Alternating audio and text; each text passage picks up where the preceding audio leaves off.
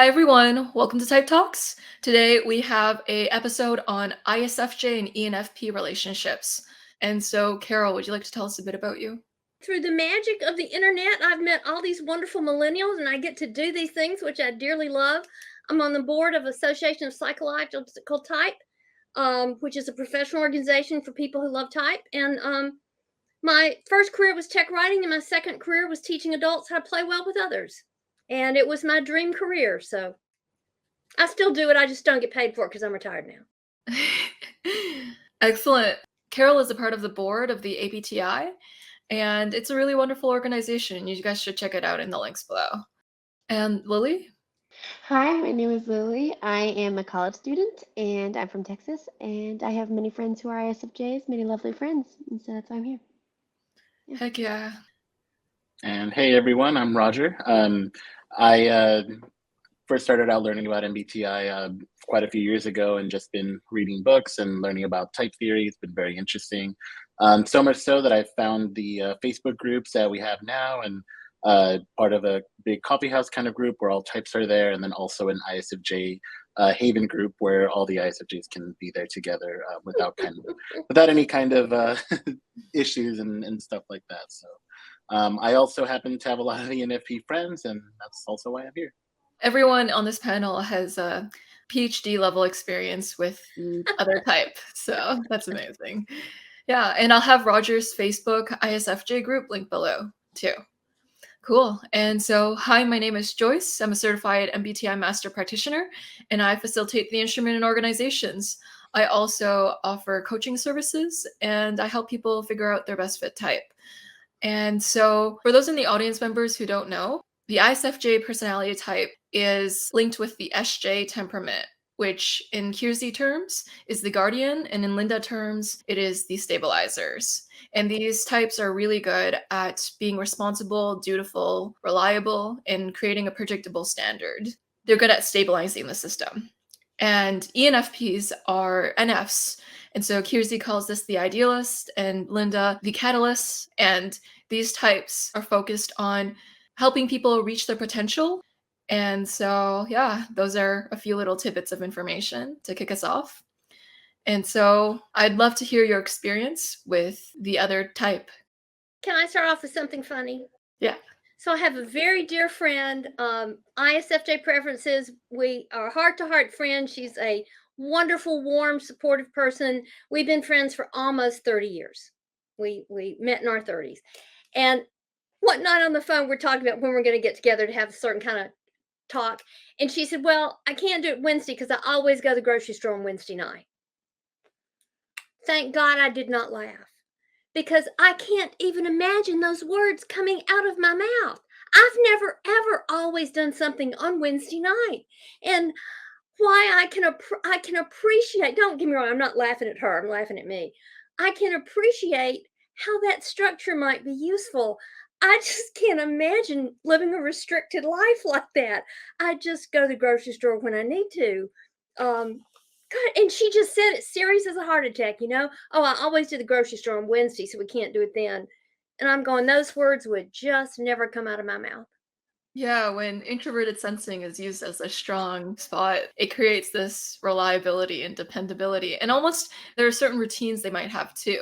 And so when people hear the word routine, they may not relate to it, but a routine is really something that you repeat. And so if you go every Wednesday to a certain place, that is your Wednesday routine. And so that's pretty interesting, Carol. Can go next. Two of my closest friends that are ENFPs. One of them I've known for already maybe 11 years, and we met in high school, and something about her, this she does always this bundle of energy, just always really happy, almost kind of innocent, naive in some ways, just this positivity that always kind of encourages me and enlightens me with a lot of different things. And I really enjoy her presence. It kind of gets me a little bit outside of myself, a little bit outside of my thoughts, or I guess as we're talking about SI, it kind of brings out that SI. I'm out of that SI a little bit and kind of more into the real world, and just kind of seeing what kind of goofiness or whatever kind of thing that they're doing to get me out of that. And yeah, For my other friend, I think he's much more of the goofball. He definitely tries a lot of things and says a lot of things that completely catch me by surprise. And I guess having that like lower function of NE, I'm always very amused by things that completely catch me by surprise, things that I don't necessarily expect. And I think ENFPs are very, very good at being able to come up with that unpredictability that I like to see. It keeps things fresh. Yeah, I would say that my experience with my ISFJ friends, I have a three and two are just very, very dear heart to heart friends. Like Joyce, like Carol said, I thought that was funny. That's exactly the terminology that I use. Or I'm like, my dear heart friend. It sounds funny to say it like that though, but that is what I feel. Anyhow, my whole thing was whenever I first started hanging out with them, it was so interesting because I think there was kind of an apprehension at the kind of at the rate at which I was moving, my activity level, my animation, how animated I was, and so there was kind of like a need to absorb or get accustomed or acclimated to that kind of high pacedness for me. But then it was so interesting to see them kind of like, and maybe maybe meet is not the right exactly the right word, but begin to kind of to get up there with me to feel like it was a safe space to explore kind of more of that NE for them. And so that's been a lot of my experience. It's kind of like again, like as Roger said, kind of getting people out of their heads and like, oh, what can we do? Or what can we think about? What can we talk about? What can we be silly about? Yeah.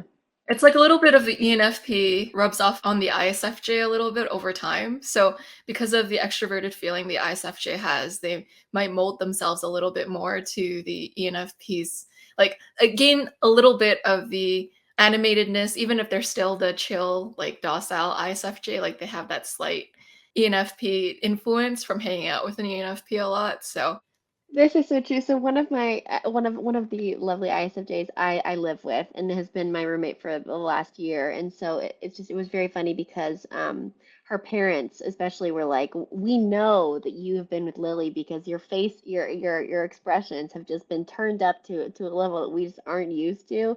And they're so that was kind of the experience where they're like, we know you've been around Lily.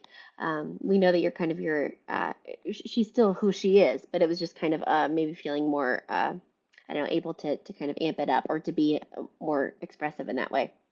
yeah, ENFPs drag out a different side in ISFJs when the ISFJ is able to let down their guard and go with the ENFP. I'd like to talk about my a really an amazing force in my life, and my Virginia grandmother Linden, as I always refer to her, from Virginia, and very much the old fashioned Southern Virginia lady, and she had ISFJ preferences, and she helped raise me. She My mother worked, and grandmother Linden worked as a registrar, which means she ran the office in a grammar school. So when I was out of school, grandmother Linden was off work. So she, really like half raised me because my mother would just drop me off at grandmother Linden's house on a summer morning and come back and get me the afternoon. So this woman had a huge impact on my life. And she just was so nurturing and making sure things were there that people would need, and you had good healthy things to eat, and like just going to the grocery store, she would teach me things. She would teach me about why we were buying this now, or we always had she was ahead of her time for having the fresh fruit currently in season for breakfast that day. Before anybody else I knew was doing that, grandmother Linden was doing that. And she would teach me about, we'd be doing something and she'd be teaching me how to do it. It was very nurturing. It's really she was not critical. She was, loving and supportive, and she was very much a guiding force, and she was always teaching me about things like family history and history in general. And I will never forget the day, as I think I was about 6. I was on a hot summer afternoon. I was seated in the den watching Winston Churchill's funeral on a black and white TV. Now, y'all probably don't know this, but TV didn't used to be nearly as entertaining as it is today. So I'm watching the BBC production from the 60s of Winston Churchill's funeral. And oh my God, was it boring.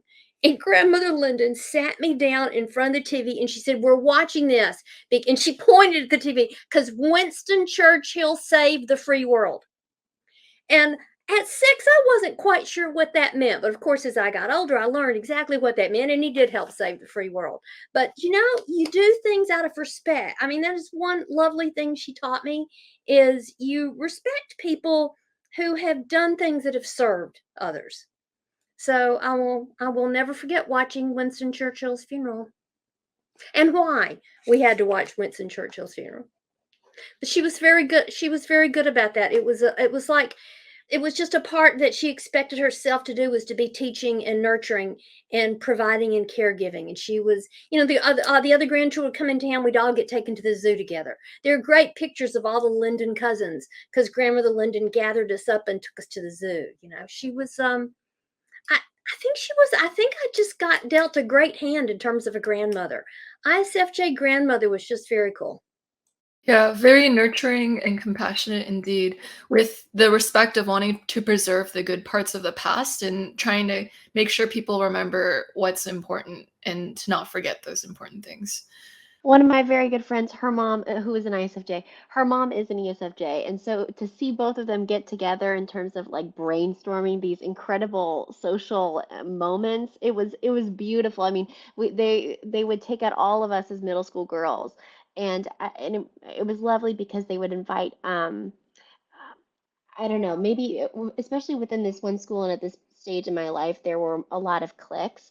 And so what was beautiful was this like mother-daughter duo. They would get together and they would like they would come up with how to invite just the right, I mean, all the people from these little groups and how to bring them in the best kind of environment together to make them like to have good memories. That was the whole thing. And they were taking photos all the time. I mean, all the time to kind of commemorate everything that was happening. But especially, you were just talking about grocery store shopping, but it was just so funny in terms of like, especially nourishing this group of kind of feral young women, um, taking us to the grocery store and yeah, no, anyhow, sorry, but that was just it, and kind of orchestrating these beautiful social moments where like yeah, these moments for real connection between different little groups. That's what I associate just from my childhood with my ISFJ friend, and her especially seeing people who aren't maybe who are often like not included, especially as an ENFP. I so felt for that, and so that was just one of the reasons why I mean, had such an admiration and just a deep love and respect for my friend and her mom and their kind of their efforts there. Yeah. Yeah, that's a beautiful story, Lily. And so ENFPs are a part of the get things going interaction style in the Navarran system. And what that entails is that they have an inclusive mentality with wanting to include people because to get things going, you don't want anyone to be left out, especially it's a FI value too. It's like, no, no, no, it's a value of mine. I don't want to leave anyone out. And so, yeah, getting people together is a very FE strong thing. It's probably was like very orchestrated by the ESFJ too. It's probably strongly orchestrated by the FE Dom. But yeah, it's really awesome how FE and SI work together. I was like talking about this with my friend about it. Like, there was a time back like in college, we whenever we would hang out and whenever we would be in college and walk around, like I remember we would get like into just kind of like fun conversations, just thinking about different things. But something that I realized was that she would talk very loudly and kind of almost maybe obnoxiously or maybe say things a little bit that are maybe not as socially like appropriate.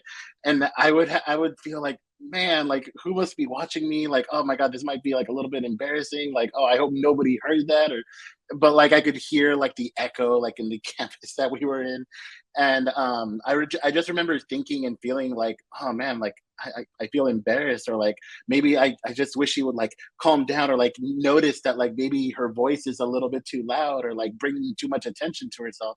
But we talked about it like now and just realized that obviously we all are different, we all have our unique perspectives and traits, and to be able to see that side of her together was actually more of a blessing and a present, a gift, because she's not able to be that open with other people. She's not able to really be her true self around other people, and so to be able to see that side of her and for her to express herself all the time like that was a joy to understand and a joy to learn that she felt that comfortable being around me, being her true self, being her true silly self, without fear of being judged or without fear of being criticized.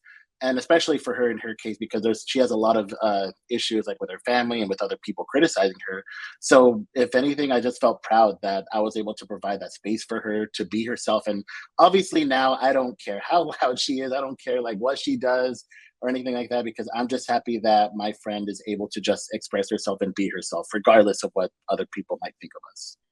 Yeah, I find there's definitely like this subsection of ENFPs who are very much themselves. And I notice this especially when one of their values is crossed too. Like they have to stick up for it. Like they have to rectify the situation to make sure that there's not an injustice going on or something that doesn't seem right in the FI. So they'll kind of stick up for things. And for like an FE auxiliary type, it can be kind of jarring because it's like, oh, my ENFP friend is sticking up for this thing and it's going to socially look very interesting to other people and I'm noticing it. But it's also the moral thing to do. And so it's quite an interesting debacle there. Actually, Joyce, we are capable of not doing it, but I'm interested in hearing what Lily says about this. But it requires real exertion to not stick up for someone else or the right thing in the situation. Like sometimes it's really not appropriate to do it, and I have enough social awareness to reel it in. But just so you know, that impulse to be the ENFP, the champion for something, the champion among the cat. I mean, yeah, that's our nickname in the Catalyst is champion. That drive is in there and it's real. We can all modify our behavior and be different things in different situations to be appropriate. But it takes a lot of energy not to be who you truly are. And sometimes it's appropriate to expend that energy because it's not appropriate in some situations to be as boisterous as someone might want to be. But it really just the awareness, yeah, it does take energy, but I just want you to know we are capable of not doing it. Yeah, yeah, no, no, I so agree. I think if anything, there was, especially as a young person, I'm still a young person, but I feel like even if I felt like there was a hint of someone needing to be stood up for, and of course that's the process of maturation is realizing people can stand up for themselves, and I don't always need to, which is difficult, but that being kind of again something I've needed to learn and become, or I don't know, become able to appreciate over time is that maybe the force with which I want to come at, like, oh, no, like I'm going to fight for this, I'm going to like, oh, let's bring him up, that is actually maybe not called for at the time, or maybe that's actually it's not as dire as I've understood it to be, or maybe it's not like nefarious in any way at all. And anyhow, no, but so I agree, there is a choice there, but it has taken some time to I'm still learning, but yeah. Yeah, so ENFPs can hold it back. It just requires energy to kind of hold back your natural want to defend people. It's really nice too, because if you don't stand up, who will too? Like with certain situation, it takes a person to really change the world or change the situation. So it's good. People don't really know what value is being crossed in the ENFP sometimes until they say it. And so sometimes you'll like see the change in attitude or demeanor on the front, but you're not sure why it's so important until eventually you connect the dots and you're like, oh, that's why the ENFP's mad at that.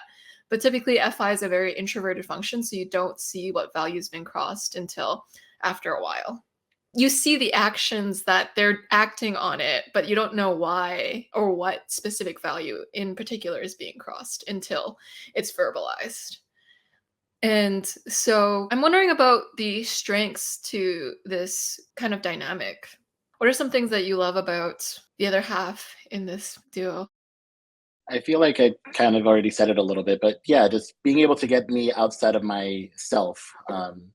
The NE, getting myself out of that, like out of my head a little bit, just helps me a lot. Like every time that I hang out with my ENFP friends, I know it's going to be a good time. I don't think there's ever really been like situations where it's going to be sad. If it is sad, it won't be for very long. We'll find some way to like make it a little bit better and to make ourselves happy and everything. But yeah, definitely being able to get myself out of my head for a little bit is something that I greatly appreciate. And yeah, just even having as an understand, just even as a friend as well, I really value how for us, it took us years to get to this level, but being able to express our concerns with one another and express and communicate like how we feel. What you were just saying earlier, Joyce, like it reminded me also like when we would have like an argument, or maybe I said something that I shouldn't have. It would take her like a little while to process it, but then eventually she'll come back to me after being like a little bit cold and distant, and then tell me exactly how, like what happened, how she felt. And once I realized what I did, or the whatever kind of error mistake I made, then apologizing and coming to a conclusion together, and then moving on from there. And I love the beauty in that, because there's no resentment, isn't any grudge. It's legitimately, here's a problem, we're coming together, talking about it, we've said our sorry, we're going to move forward and moving on. Versus where, unfortunately, I know for a lot of other like SJ types, ISFJs, there might be that little bit of grudge, there might be that little bit like of resentment kind of lingering, but not for ENFP. I don't think they've ever like brought up something that I've done in the past in any kind of malicious way. It's legitimately, we've fixed this, we're moving forward, let's continue on with our lives, let's keep on doing the best that we can. And just really amazing of how they're able to do that. That's what I appreciate about ENFPs. They're one of the types least likely to hold on to resentment or grudges on certain people. And that's what contributes to, Roger talked about earlier, I think, about the innocence of the ENFP. There's just some sort of innocence to a lot of them. Not all of them, right? But generally, I find that ENFPs, if they care about you and they like you, they actually invest a lot of effort to not hold a grudge against you. If I can echo something Roger said, and I appreciate what y'all are saying, because you're making me aware of something I wasn't particularly aware of, and I think you're right. I don't hold grudges. And I think it's because I don't want to hold a grudge. I want to experience the oneness. I'm looking at Lily's face here to see if any of this lands with her, but I want to experience the oneness. So I don't want to hold it. Why would I even want to hold a grudge? Oh my God. There is one thing that echoes something Roger referred to. If in the moment it has hurt me deeply, I go quiet. And you won't hear about it. If I'm upset in the moment, you really won't hear about it then, because it's my introverted function. So I may need to go inside for a while, or even go away and come back and we'll talk about it later. And I won't be holding a grudge, but I'll be trying. One of my fears as an ENFP is saying something passionate that hurts somebody else's feelings, or there's something that's hurtful and can't be taken back, and it really hurts somebody. And we're pretty passionate, right? It's a pretty passionate pattern here. And I don't want to let my passion in the moment hurt someone. So I'll hold back and try to figure out a way to say it that will say what I need to say, but that won't be offensive or hurtful to the other person. And sometimes that can't happen right in the moment when I've been hurt sometimes. So it's not withholding to hold a grudge, but sometimes I'll hold on to it till I can figure out how to say it in a way that preserves the friendship and doesn't hurt the other person's feelings. So thank y'all for helping me be aware of that. I absolutely relate in terms of like I need to retreat in order to be able to process so that I can move forward and like communicate with you in a way that isn't going to be destructive or that isn't going to maybe inaccurately relay, I don't know, like the real core of what I'm feeling, because again, I can be so passionate, and I very much relate to the fear of like I don't want to say something that it's like, oh gosh, oh that was too much. That was like I actually maybe I don't actually even, maybe that isn't even the root of what I'm trying to get at. I don't know. No, but I certainly I absolutely relate to that. I would say one of the beautiful things about my friendships with my ISFJs is a groundedness in the details. Like that has been that is difficult for me. That is not my strong suit. So it has just been, it's beautiful to see this be someone's, like, again, their bread and butter. Just what is, I mean, there's it's their superpower. It's beautiful, and especially in their way of of observing and taking in a person, like especially people that that they love. Like and I've been blessed as being, a close friend to these people, but to experience their how observant and intentional they can be, especially in knowing me and things like that, knowing my family, remembering dates, these things that are just, gosh, they're beautiful. I have a respect for it, but I wish I could do it better and consistently. But these are ways that I've been incredibly blessed by my ISFJs. Ooh. When the hero SI and ISFJs is able to help the aspirational SI and ENFPs be more consistent. That's lovely. And so, yeah, now that we've talked about the strengths, about the dynamic, I'm wondering, what are some stretch areas? What were some things you had to learn to work together to become better friends at? Or romantically, if you've had romantic connections. I've never had this as a romantic connection, so I can imagine an introverted stabilizer might have a hard time with all my spontaneity. I might just be a little over the top for that person in the daily life. Um, so I don't have that connection, but I have found my, uh, I think there's a nice balance there. I think they appreciate my liveliness. I feel appreciated that I'm funny. I feel appreciated that I'm livening things up for them. And I'm not like going out of my way to do it. I just kind of notice, that extroverted intuiting leads and makes these connections. And like Robin Williams, we're funny sometimes, just because the NE thing is funny. Dario Nardi said that whenever there's extrovert intuiting going on in a team meeting, there's always laughter. Laughter just goes with NE. So I think I feel appreciated for the liveliness I bring. I think my grandmother enjoyed me as a child. I know my friend Marianne does. I think in the other direction, I agree with Lily. It is very helpful to have somebody grounded in introverted sensing. I mean, it's just plain helpful because that's my struggle. That's my Achilles heel. So I actually appreciate their groundedness and their attention to details. I do. And I'll just say again, the desire to be helpful. Sometimes people being helpful are intrusive, but I don't think my grandmother, yeah, Roger's not, but I don't think my grandmother ever was. And I truly don't think my ISFJ close friend is ever intrusive with her helpfulness. And that's a skill, guys, because some people are intrusive with being helpful. And she's helpful without being intrusive. And I feel appreciated. Like I can have what I call the real conversation with her. I have no patience for just chit chat and talking about the weather. Okay. Do not drag me into any of that. I'd rather be at home reading a good book with my cat than having meaningless conversations. But so my close friends, you get in the inner circle because you're willing to have the real conversation. And this friend of mine with ISFJ preferences, I call it the friend I don't have to edit myself with, because I get to be like Roger said. I get to be who I am with her. And I so value that. You might look at us and think how different we were, but I get to be who I am with her, and I appreciate who she is. But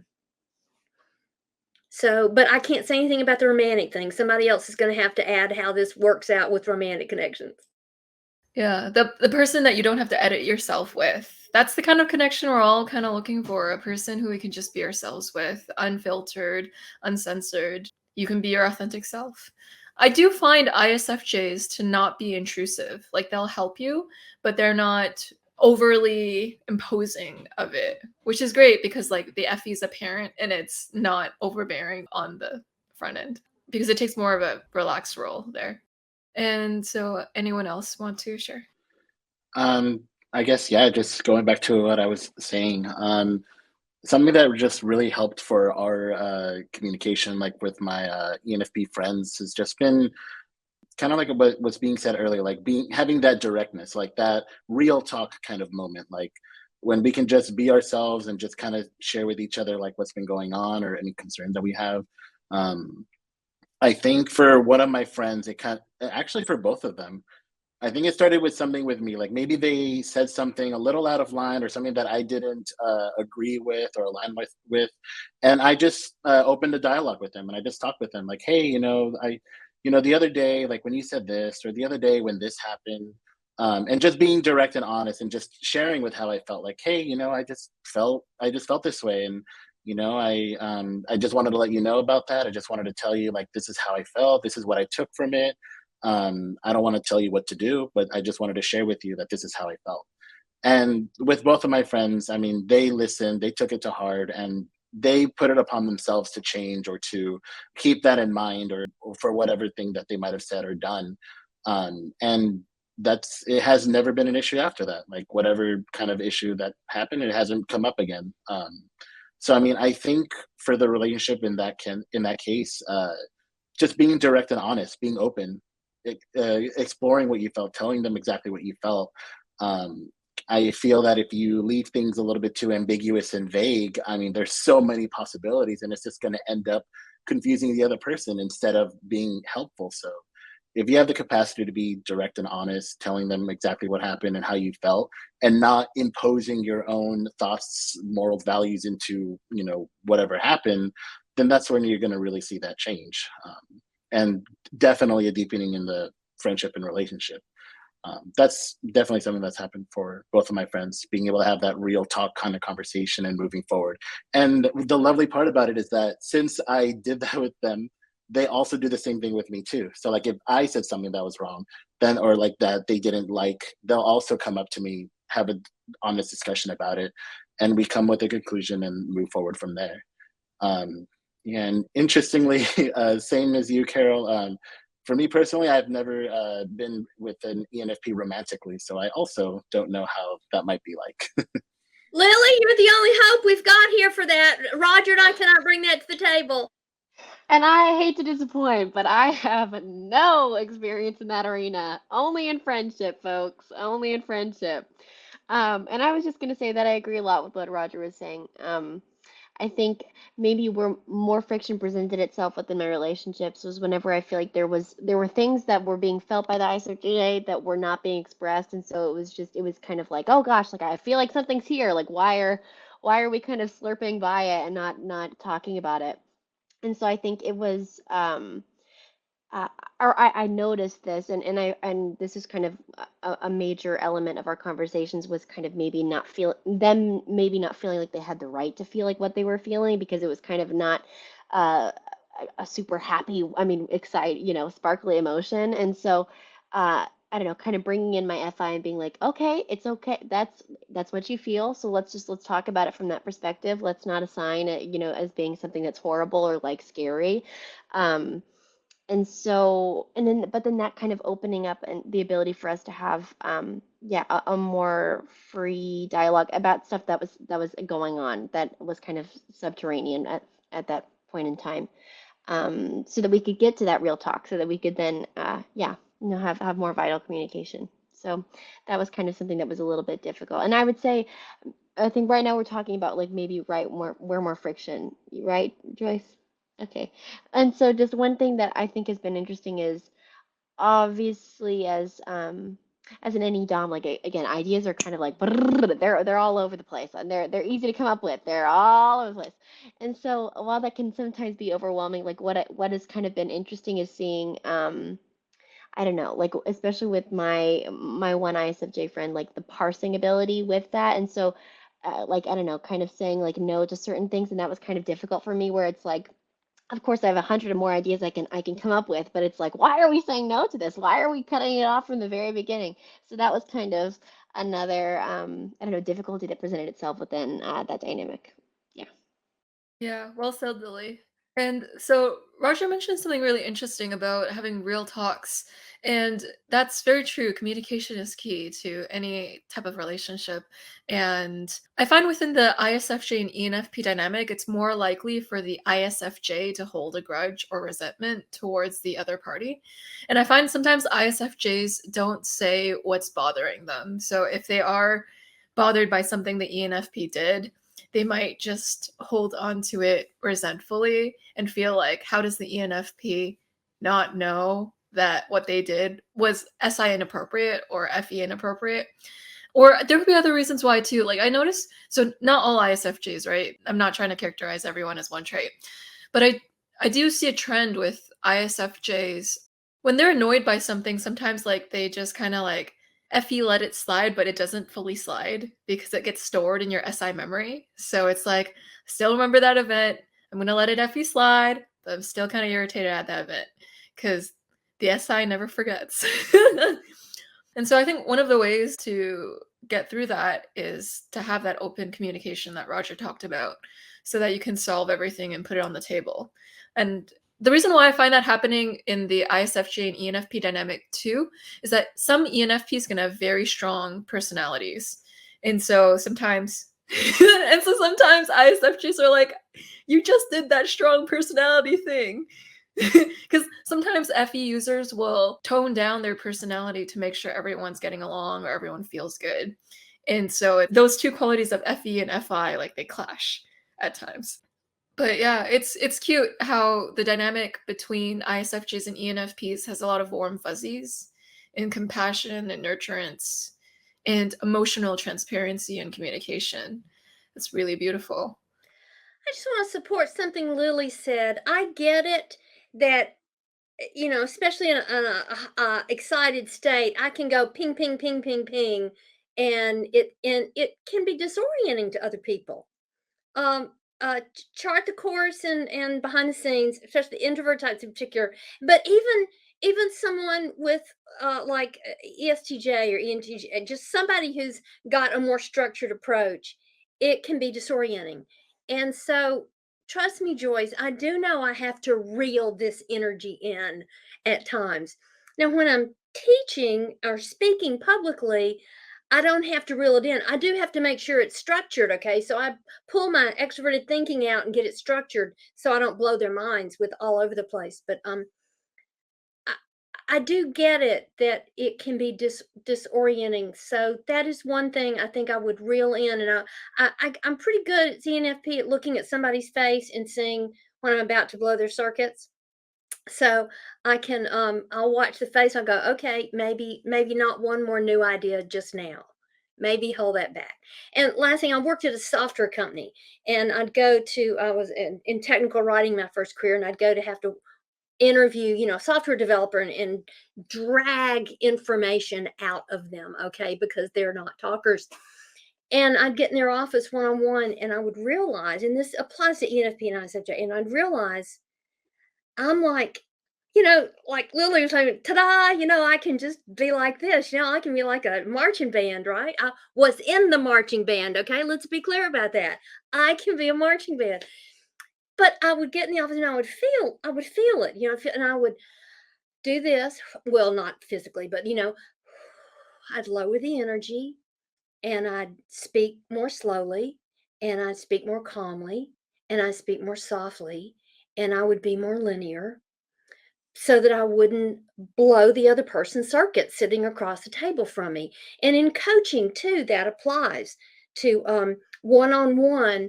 I need to reel in some of this ENFP energy, which can just be, da da da da when I'm doing something presenting. But yeah, I'm just thinking I don't really have much to help with the stress because I have just had such supportive relationships with my friend and my grandmother that I can't pull up much stress here, but I'm just thinking of the ways I imagine I could drive them nuts if I didn't reel it in every now and then. It's quite interesting. The popcorning that Carol and Lily are talking about, just the idea generation, is very awesome. And I think sometimes SJs look at ENFPs and they're like, how did you come up with that? How did you get from that to that?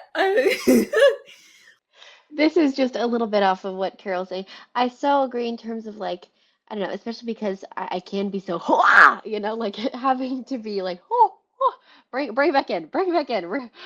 Yeah, I don't know, gather the troops a little bit because we're all over the place. Or I don't know, especially being or very sensitive to when I feel like, ooh, I'm about to, again, I don't know, make this person a little bit dizzy with all the things that's going on, or I'm about to make it kind of uncomfortable. Anyhow, that being said, this is about a thought about Joyce talking about the kind of Effie letting something slide, but then retaining something. And so that was something that was so interesting with my ISFJ friend, where it was like, oh, okay, so because I know that I'm in her inner circle, it was like I'm getting to hear these kind of more unedited thoughts on things that have happened. So it's like, it's like I didn't know you felt that way, And so it's so fascinating because I know at times it was like, oh, that was kind of it would kind of shock me where it's like I didn't know that there was kind of this maybe a slightly more maybe a slightly more biting kind of response or I like analysis of something, especially I think if we get into like I don't know the playing with the TI kind of stuff, like a logical like breakdown of something that happened. But it was so fascinating because it was like it kind of felt like ooh, the more time, the more that time passes, like this person gets to continue to unfold, and so I get to, oh, hello, Carol. Sorry, there was a second that she was so close. Sorry. Anyhow, what is it? And so it was kind of at first it was interesting because I was like, ooh, is she being authentic in these moments? Because after the moment has passed, like I'm hearing this totally new perspective from her about how she was internalizing something, but then realizing again it was like a beautiful thing because I love that I was being privy to this special, like very private part again that she does not air this kind of like more sharp kind of take or analysis of things with everyone. And so it actually being like an opportunity to hear about like what her internal framework looked like and to learn about that from her. So offering her that safe space to kind of to share that with me instead of taking it immediately as like this immature response of being like inauthentic, which is just silly. Or yeah. So that was kind of that was a thing. And so what we learned from this panel, everyone, is that ENFPs are sound effects boards. They like to make sounds like whoosh or whoa or like just. I think it's like about it's a little bit of the energy, the pent up energy. It's very interesting. The Ennie's like this sound encapsulates this concept, so I'm gonna make these sounds to increase the point. And I'm like, interesting. Never a dull day with an ENFP. Joyce, why in the world would we want a dull day ever? I'm like trying to think, like, what would a dull day entail? Would that actually be, if you have a dull day, maybe you could be productive, I guess. Maybe you won't have distractions. You'll be bored enough to actually do the things you need to do. I don't know. I got to do psychological type with people for a living, Roger. Trust me, it was not dull, and No. it was getting things done. But actually, Roger, that's a very good point. ENFPs can be so lively. It looks like to other types, how could they possibly be getting anything done? They're obviously just having fun, and I think it has a face value problem, right? The instruments have a face value.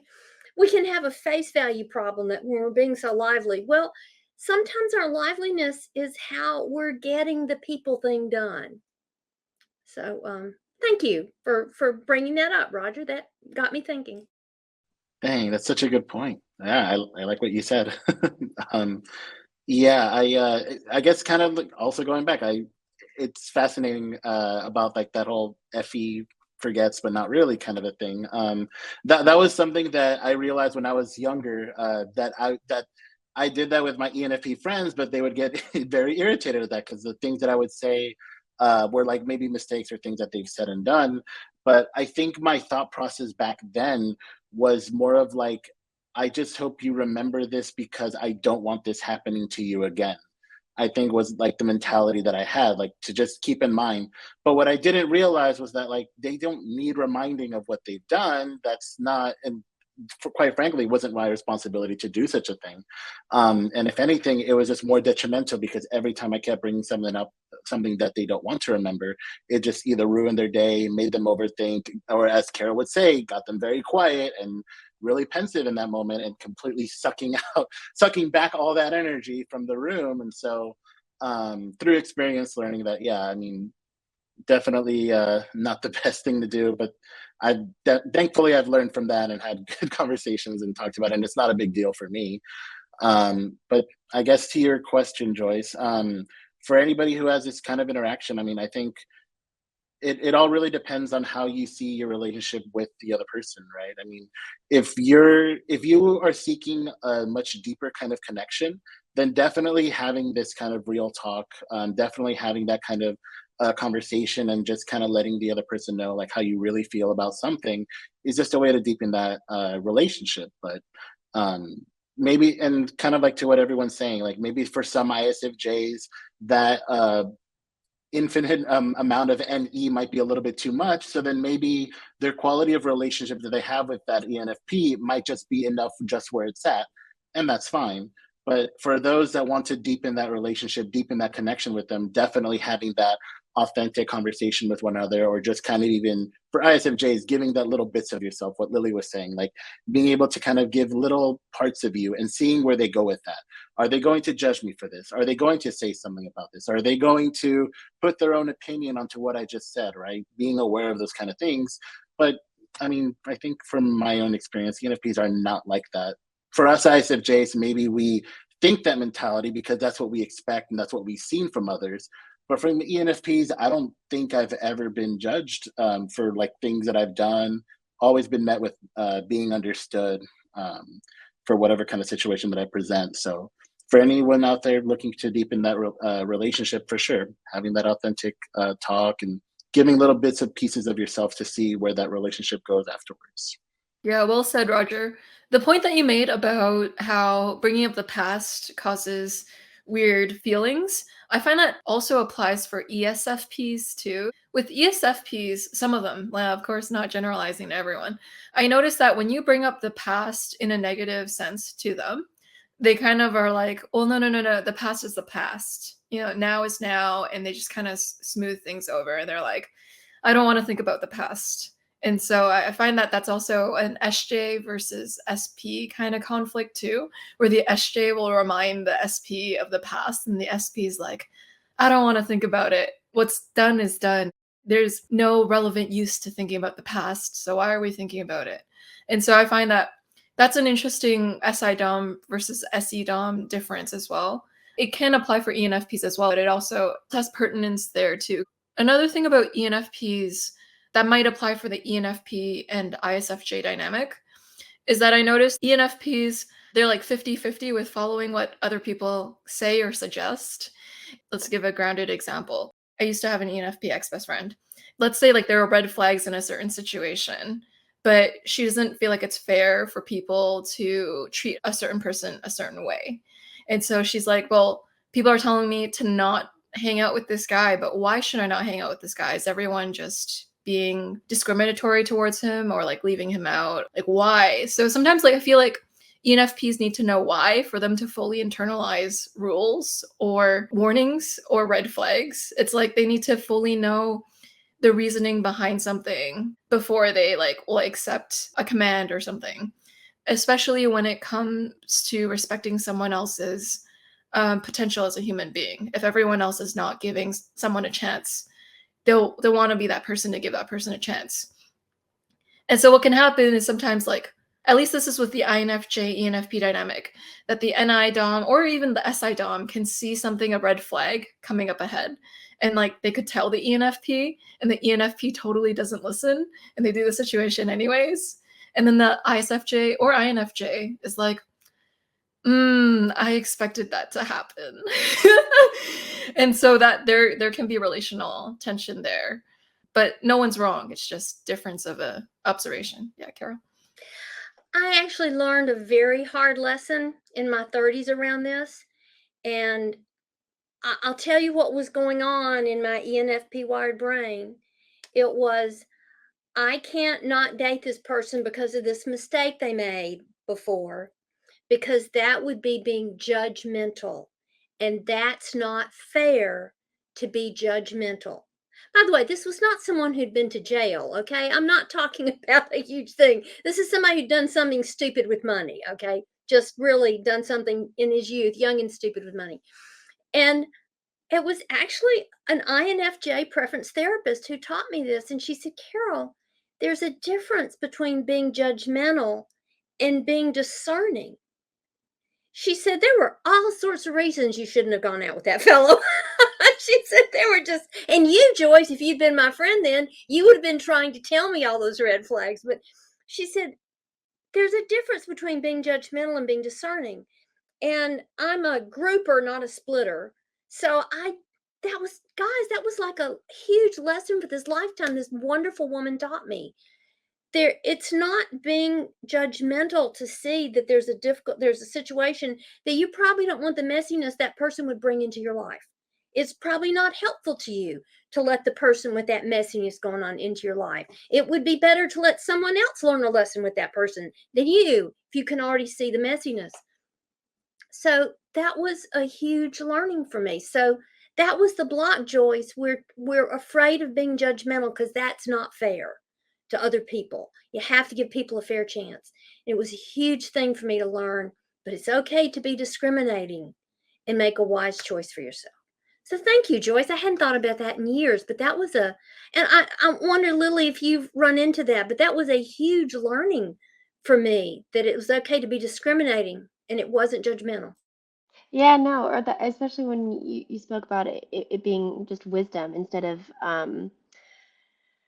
meanness, like, and that being something that, again, just in needing to really tap into that, or the reality of that, and especially because I don't know, it just yeah, that it isn't meanness, but that it actually, in seeing someone, I don't know, as they really are, and not in, like, I don't know, according to what my own ethical, I don't know, things I've kind of tried to do, where I'm like, oh, I'm not, I'm just gonna pretend I don't see that, because to see that would be kind of, maybe I'd be making too many assumptions, or I don't, this is kind of, I find it kind of difficult to articulate this, but in seeing kind of the whole picture, and realizing, oh, even in seeing the whole picture, even though I'm not saying you're a horrible person, there's no potential for you to grow or become an amazing person.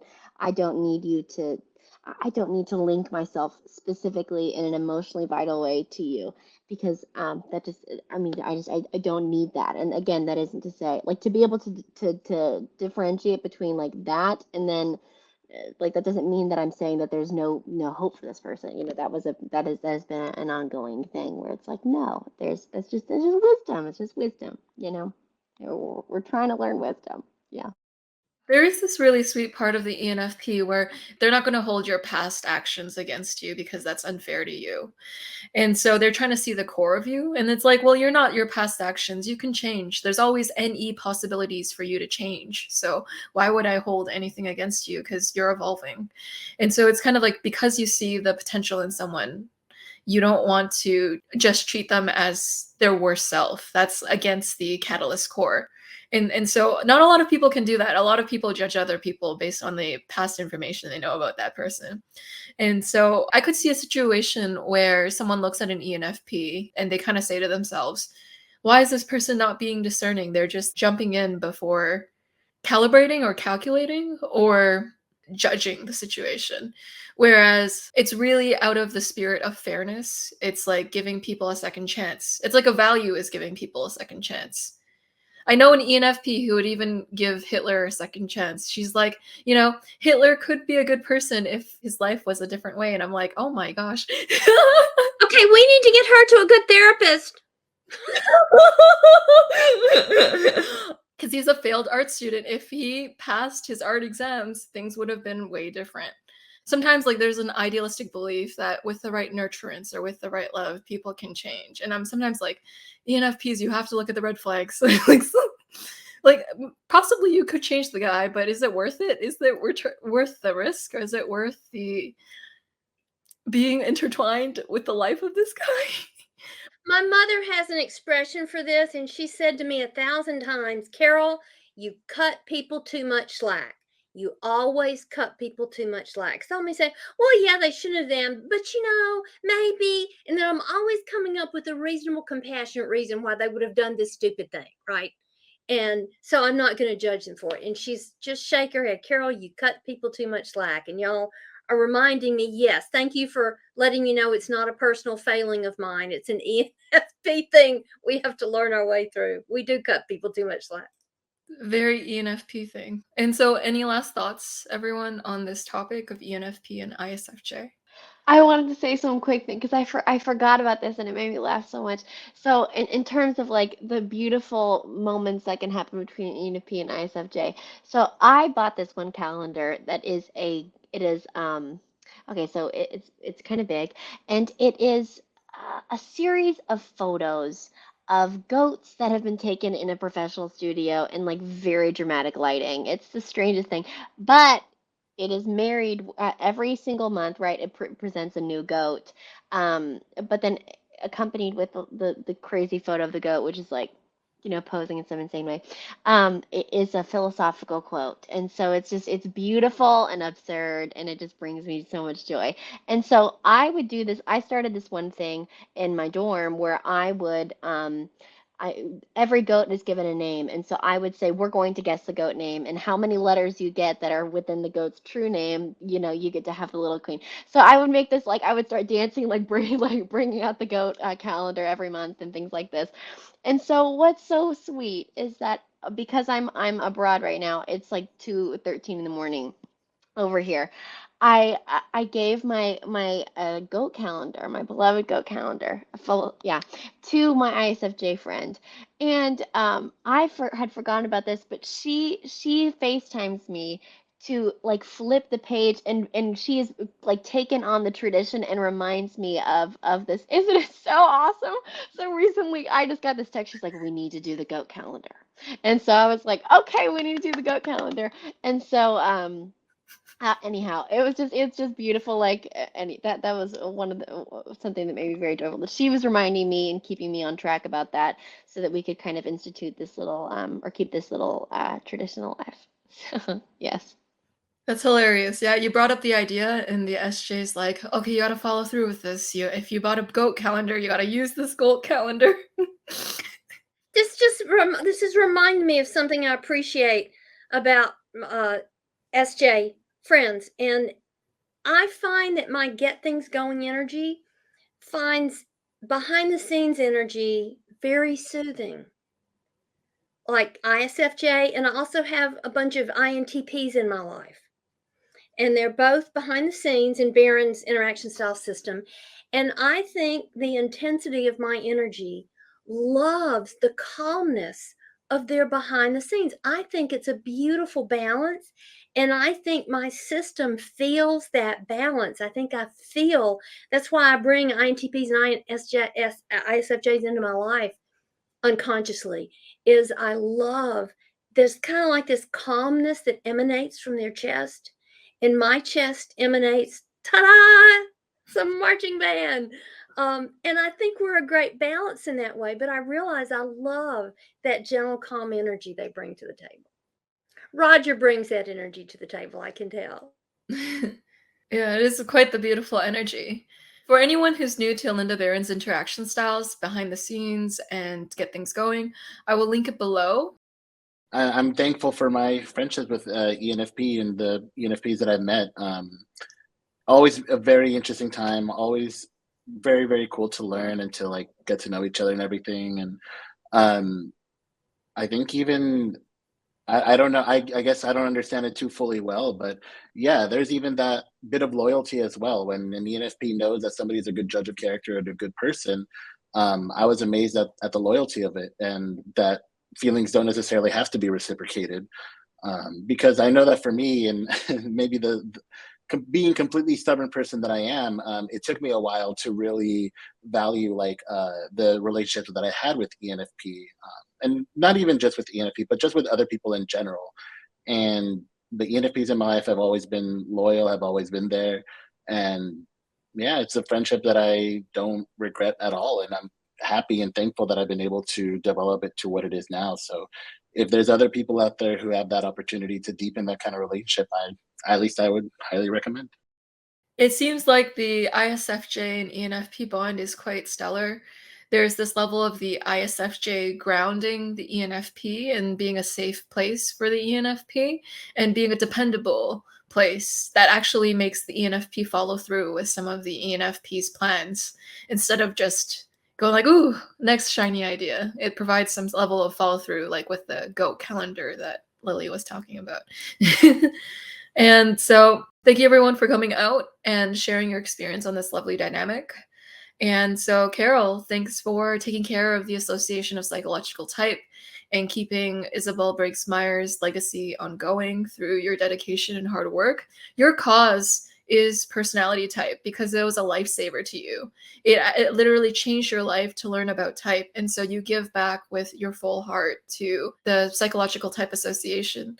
So we're really thankful that we have your full FI investment into such a great cause. And I'll have the APTI linked below too. They're looking for more millennials to join the organization. Feel free to support them too, because Carol does good work. She brings really good ta-da energy. So if you want to see that, you can also check out the links below too. And Roger, thank you for bringing yourself to this panel. You have a calming energy, like what Carol said, and a very piercing analytical look. And so like when you say things, you actually are able to like really dissect it. You're able to bring about the nuanced logic behind it with that sharp TI you have. You have really well developed TI, so I applaud you for that. Your child function is like a child that's very muscular and very like well developed, and it's like, yeah, you really worked that. And so yeah, thanks for being a great human being and representing ISFJs and taking care of the ISFJ Haven group. Consistency is a beautiful quality of the ISFJ, and Roger has consistency. And Lily, it's your first time on Type Talks. Congrats. You're such a beam of charisma, Lily. And I know that word sounds weird to some people. Like people might associate the word charisma to something slimy. But I kind of see charisma as this ability to charm people or draw people in effortlessly just through being. Just through that presentation, there's just something very magnetic or something that people are like flies to honey with. Like you have a really big charm to you, and it's just like a natural charm. Certain people have a kind of energy that is contagious. And I find ENFPs, like what Carol said, they have this kind of marching band energy, and it's very livening. It makes things entertaining, fun, and they also bring these ideas that no one's ever thought about too. And so people are like, wow, I never thought about things that way. It's not only just a livening presence, but it's also mental stimulation too. And so I appreciate that about ENFPs. And the sweet quality of giving people second chances and third chances and fourth chances. It kind of shows that ENFPs are very open-minded. They're willing to see you beyond your blemishes or the things that other people may judge you for. And so, thanks everyone for coming out today. It was a pleasure to learn about your experiences being friends with other ISFJs or ENFPs. And it seems like this is a common friend pairing too. The stabilizing presence of the ISFJ and the spontaneous and the newness quality of the ENFP that brings new ideas and drags the ISFJ out of their routine or out of their box. It's a good yin yang dynamic there. And so, thanks everyone for watching. I'll see you all in the next episode. Take care. I will hear your sorrows out to their end. Though you say they've gone away, I know to them you tend. Our friend